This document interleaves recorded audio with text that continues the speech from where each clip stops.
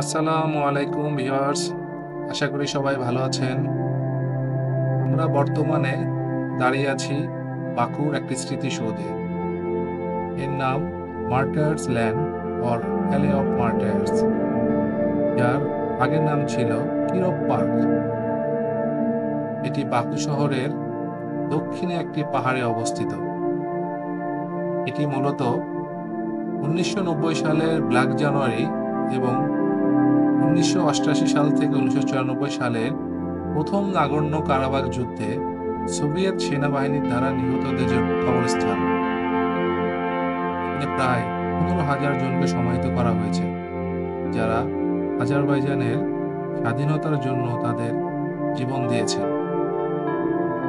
তারা এই স্থান থেকে বাকুর অনেক দর্শনীয় স্থান দেখতে পারবেন, যেমন দেখা যাচ্ছে ফ্লেম টাওয়ার।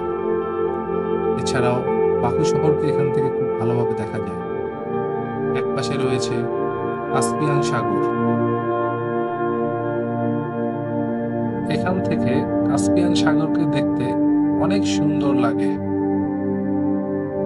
এখন দেখতে পাচ্ছেন ইটারনাল ফ্লেম মেমোরিয়াল বা চিরন্তর শিখা। এখানে প্রায় আজারবাইজানীয় রাষ্ট্রপতি এবং অন্যান্য বিশিষ্ট ব্যক্তিরা ফুল দিতে আসেন।